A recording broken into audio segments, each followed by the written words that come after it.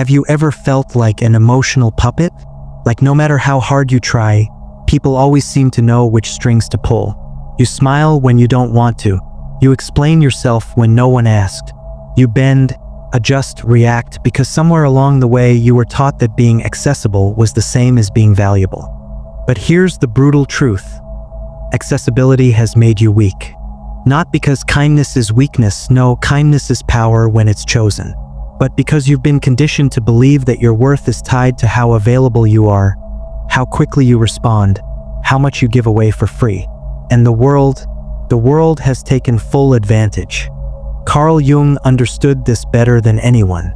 He saw how people lose themselves in the hunger for approval, how they trade their inner power for scraps of validation. But what happens when you stop playing that game? When you become unattainable, not out of coldness, but out of absolute self-possession. That's where the real shift begins. Let's be honest. When was the last time reacting actually worked in your favor? You get a passive-aggressive comment, and instead of letting it dissolve, you engage. Someone pushes your buttons, and boom, you justify, defend, or worse, beg for their understanding. Every time you do this, you're handing over a piece of your power. But here's what no one tells you. Silence isn't weakness, it's strategy. Think about the people who command a room without saying a word. The ones who don't rush to explain, don't scramble to please, don't flinch at every little provocation. They're not cold, they're controlled. And that control, it's magnetic. Jung called this the shadow at work, the part of us that craves reaction, drama, the illusion of control through conflict. But when you refuse to feed it, when you choose stillness over chaos, that's when the real shift happens. People stop knowing how to manipulate you. They stop seeing you as an open book, free for anyone to scribble in. Because here's the truth. The less you react, the more they wonder.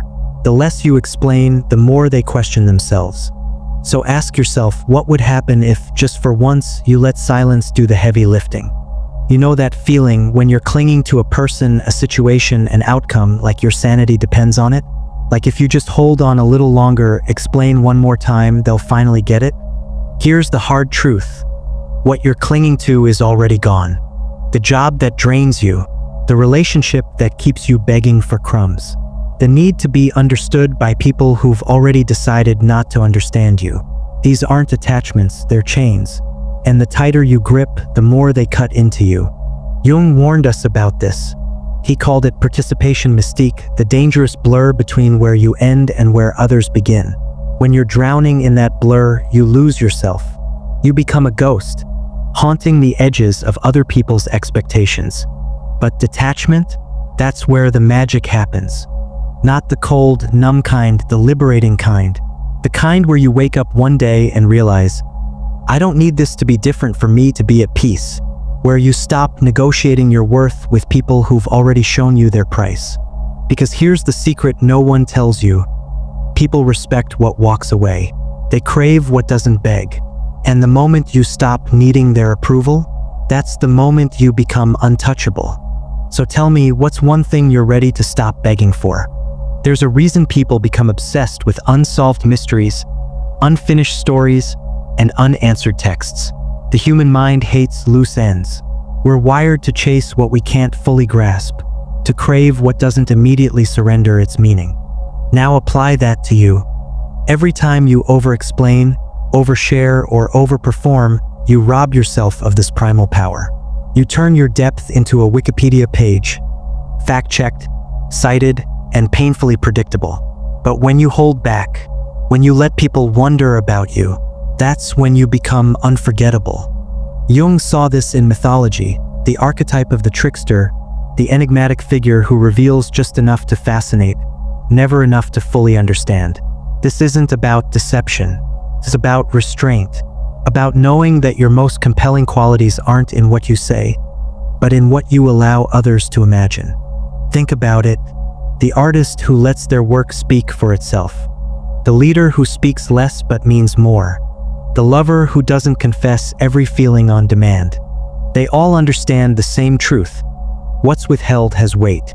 What's unexplained gains value. Your silence isn't empty space. It's a canvas where others paint their best assumptions about you. And here's the beautiful part. The less you feed their curiosity, the more magnificent their projections become. So ask yourself, are you a cheap paperback, dog-eared and underlined by everyone? Or a rare first edition, handled only by those who've earned the right to turn your pages? Here's where most people get it dangerously wrong. They hear become unattainable and think it means locking their heart in a vault, smothering reactions until they implode, turning themselves into emotional robots. But that's not power, that's self-abandonment. The key isn't to stop feeling, it's to start choosing. Jung called this individuation, the art of responding from your core rather than reacting from your wounds. It's the difference between silence that's a strategic pause versus silence that's suffocated rage. Detachment that's conscious release versus detachment that's emotional paralysis. Mystery that's intentional allure versus mystery that's fear of being known. The unreachable person isn't someone who's stopped caring. They're someone who's started discriminating. They let the trivial insults pass because they're too focused guarding what actually matters, their inner sanctum. Watch closely. The way they don't flinch at petty insults, but will roar like thunder when a boundary is crossed. How they're indifferent to gossip, but fiercely present for real conversation. Why they seem unshaken by rejection, but deeply moved by genuine connection. This is the razor's edge. True self-control isn't about shrinking, it's about precise expansion. Not less emotion, but more discernment in where you place it. So tell me, where have you been confusing self-control with self-betrayal? Where are you silencing not from strength, but from old wounds whispering, "Don't cause trouble"? We've been force-fed this idea that to be evolved means to be endlessly vulnerable, to spill our trauma on command, to treat every stranger like our therapist. But here's what they don't tell you. Indiscriminate openness isn't enlightenment, it's self-sabotage. Jung warned about the dangers of what he called inflation, when we lose our boundaries and let the world pour into us unchecked. This isn't wisdom, it's emotional promiscuity. Consider this paradox. The person who shares everything is less known, because without editing, nothing stands out. The heart that's always available is less cherished, because rarity creates value. The mind that reacts to everything is less heard, because constant noise becomes background. The truly unreachable person understands selective vulnerability is the real power move. They're not withholding, they're curating. Not closed off, but protected. Their openness becomes a sacred ritual, not a public auction. Think of it like this. A museum doesn't display all its artifacts at once. The rotation creates meaning. A great novel doesn't explain every detail. The gaps invite you in. The ocean doesn't reveal its depths to every passerby. You have to dive. Your emotions, your attention, your energy. These are your sacred artifacts. The world will try to guilt you into displaying them 24/7. But the alchemy happens in the space between what you reveal and what you hold sacred. So ask yourself brutally, where have you been confusing true connection with emotional strip mining? Here's the secret they never teach.